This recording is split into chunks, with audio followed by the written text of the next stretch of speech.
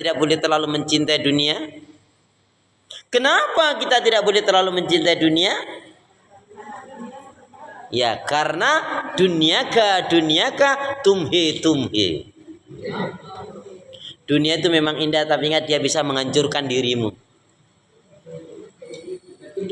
Nasihat Imam Syafi'i, jadikanlah akhirat itu dalam qalbumu hatimu. Jadikanlah akhirat itu dalam qalbumu hatimu, dan jadikanlah dunia itu sebatas genggaman tanganmu saja. Dan jadikanlah kematian itu di pelupuk matamu. Ulangi ya. Jadikanlah akhirat itu di dalam qalbumu atau hatimu. Jadikanlah akhirat itu di dalam qalbumu atau hatimu. Dan jadikanlah dunia itu sebatas dalam genggaman tanganmu saja. Jadikanlah dunia itu sebatas genggaman tanganmu saja. Dan jadikanlah kematian itu,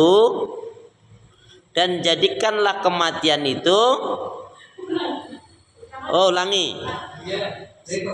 Ya, dari pertama. Kayak solo aja Ustadz. Ya. Jadikanlah akhirat itu di dalam qalbumu atau hatimu. Dan jadikanlah dunia itu sebatas genggaman tanganmu saja. Dan jadikanlah kematian itu di pelupuk matamu. Orang kalau sudah seperti ini, Bu, dia nggak akan terkecoh dengan yang namanya dunia. Ya. Ibu ingat, walal akhiratu khairul laka minal ula. Adalah kehidupan akhirat, maksudnya surga. Itu lebih baik, lebih utama daripada kehidupan dunia. Ibu ingat dunia ini hanya sebentar. Akhirat sebentar lagi. Kan kita sedang akan menuju. Berarti akhirat sebentar lagi. Bu, sebelum kita lihat dari buku, lihat suratnya. Ya, kita tidak boleh terpedaya dengan kehidupan dunia. Surat Al-Qasas. Surat Al-Qasas, Quran saya surat yang ke-28. Ayat yang ke-77. Surat ke-28 ayat 77. Surat 28 ayat 77. Wabtagi fi ma'atakallah daral akhirah. Surat 28 ayat 77. Wala tansa nasibaka minad dunya. Silakan Bu, siapa nak membaca?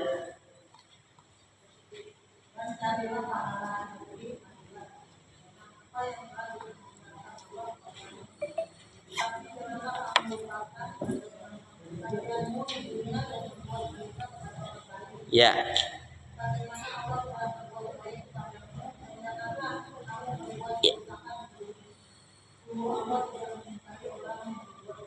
Ya, maha benar Allah dengan segala firman. Carilah, gapailah kebahagiaan negeri akhirat, yaitu surga. Tapi kamu jangan lupa, kamu hidup di dunia. Artinya apa? Dunia itu tadi hanya kita jadikan wasilah, sarana untuk menuju akhirat, yaitu untuk menuju surganya Allah Subhanahu wa taala. Jangan sampai Bu diperbudak oleh dunia. Bu, perhatikan. Nih, ngeri nih. Juga kaitannya dengan yang terjadi hari ini. Jadi Bu, seseorang jika sudah diperbudak oleh dunia dan hawa nafsu, maka akan terjadi 4 hal pada orang tersebut. Seseorang yang telah diperbudak oleh dunia, atau seseorang siapapun yang sudah diperbudak oleh dunia dan hawa nafsu, maka akan berdampak 4 hal. Saya ulangi, siapa saja yang diperbudak oleh dunia dan hawa nafsu, maka akan berdampak 4 hal. Satu. Ya. Atau akibat, mungkin gampangnya, akibat diperbudak oleh dunia dan hawa nafsu. Satu.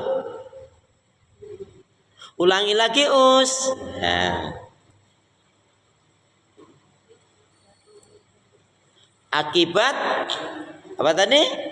Diperbudak oleh dunia dan hawa nafsu. Satu. Dicabut rasa takutnya. Nggak ada rasa takut bu orang ini bu.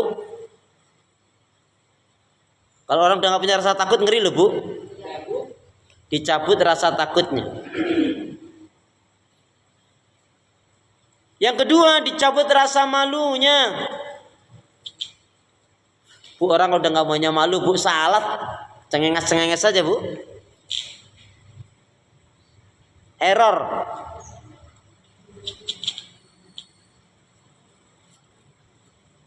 Duh, orang kalau udah nggak punya malu itu bu, naudzubillah min dzalik.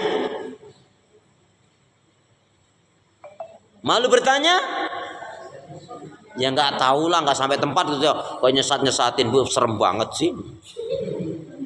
Nggak sampai tempat gitu aja. Yang ketiga, dicabut kesadarannya. Bukan gila, dia nggak sadar kalau akan mati, dia nggak sadar kalau dia punya anak istri, dia nggak sadar dia punya tetangga, dia punya saudara, dia nggak sadar di akhirat itu ada pertanggungjawabannya. Kan orang kalau udah nggak sadar ngeri bu, bukan gila loh bu. Nggak sadar itu nggak mesti gila. Contohnya bu, ada istri yang nggak sadar, nggak tahu diri, tahu suaminya sakit susah malah ditinggalin, ada kan? Contohnya Nabi siapa? Nabi Ayub. Itu kan dicabut kesadarannya. Contohnya bu, Nabi Lut. Itu kan dicabut rasa malunya. Wong Nabi pagi dan petang mengajak kepada tauhid. Ya, sampai-sampai Ibu ngerti nggak? Anaknya Nabi Lut, ya, itu bu boleh dikatakan yaitu gadis tercantik di negerinya.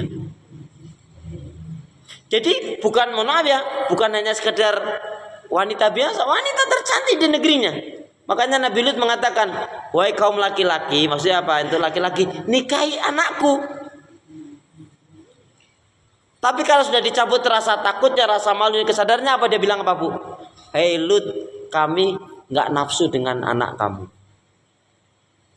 Homo kan? Makanya saya nggak suka bu sama laki-laki. Ya.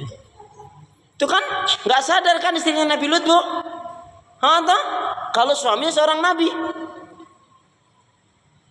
ya, Nabi Nuh berdakwah, istrinya malah melangsat. Siapa istrinya Nabi Lut? Bulut. Istrinya Nabi Nuh?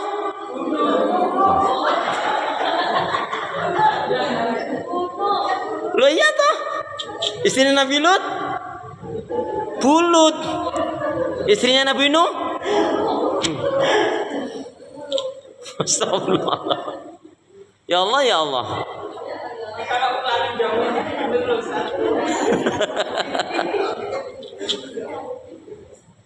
Yang keempat apa? Dicabut rasa takutnya, dicabut rasa malunya, dicabut kesadarannya. Satu lagi, ini akibat nih kalau orang sudah diperbudak oleh dunia dan hawa nafsu. Rasa takutnya udah nggak ada, rasa malunya udah dicabut, kesadarannya dicabut. Jelas-jelas salah, nggak merasa bersalah. Yang keempat ini ibu apa? Menghalalkan segala cara. Ya, apa? Menghalalkan segala cara. Udah, tabrak sana, tabrak sini. Yang penting happy. Hancurlah juga gara mulutmu itu. Hancurlah gara perbuatanmu itu, ucapanmu itu.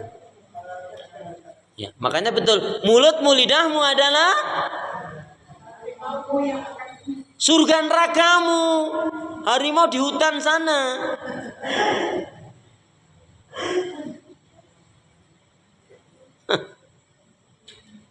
Nauzubillah min dzalik. Jadi intinya Bu, dunia itu sangat hina sekali. Pernah suatu hari Rasulullah dengan beberapa sahabat jalan. Di pinggir pasar itu ada bangkai anak kambing. Bangkai anak kambing ini Bu, bukan hanya sekedar bangkai aja. Itu kupingnya itu cacat. Maka Nabi mengatakan, maukah aku berikan bangkai anak kambing ini untuk kalian? Enggak ya Rasul, enggak ya Rasul. Wong hidup saja kami enggak mau. Lah itu bangkai gudikan cacat. Wong hidup saja kami enggak mau Rasul. Apalagi bangkai seperti ini. Maka Nabi mengatakan, maksudnya ketahuilah nilai dunia itu ya lebih hina daripada bangkai ini. Makanya mohon maaf Bu, ketika seorang sudah kuasai dunia dan hawa nafsu, lihat, mohon maaf ya, punya suami selingkuh, punya istri baik selingkuh, ada begitu. Saya dua tiga hari yang lalu saya baca Bu, ternyata seburuk-buruknya manusia itu ternyata siapa? Nggak boleh nunjuk orang loh, istighfar loh. Kalau dia kemudian taubat lebih baik daripada yang menghina. Istighfar. Ya.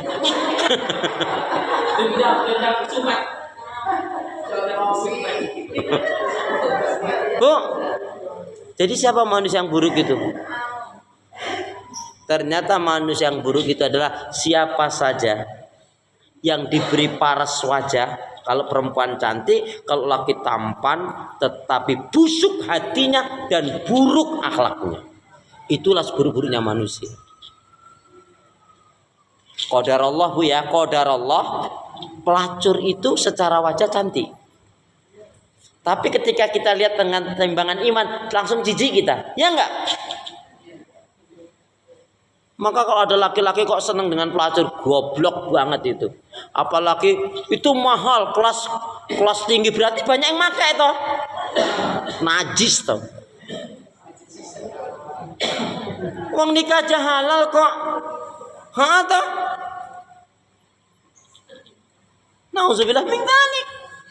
Itu tadi mesti karena dunia dan hawa nafsu. Jadi lihat aja orang yang hari ini perilakunya melanggar syariat Allah tadi, karena dunia dan nafsu apa? Dicabut rasa takutnya, malunya, kesadarannya. Nggak sadar dia itu dulu gubernur misalkan, nggak sadar dia dulu pejabat, nggak sadar. Lah, naudzubillah min dzalik. Jebulnya selera dengan lonte. Jijik kan kita Bu? Benar berarti tadi seburuk-buruknya manusia kalau nggak beriman nggak usah dibahas. Ini kok ada ngaku orangnya Islam, wajahnya tampan, wajahnya cantik, tapi apa tadi? Buruk hatinya dan akhlaknya, perbuatannya. Makanya betul kata Nabi, innallaha la yanzuru ila suwarikum wa ajsamikum wa innama yanzuru ila qulubikum wa amalikum. Sebenarnya Allah nggak melihat bentuk tubuh dan dirimu, tapi yang dilihat adalah hati dan perbuatan. Makanya seorang laki-laki Bu, ya, seorang laki-laki, seorang suami kok punya istri, udah kurang cantik, judes, cerewet, bawel nyinyir. Musibah banget itu. Astagfirullah. Ya Allah, ya Allah.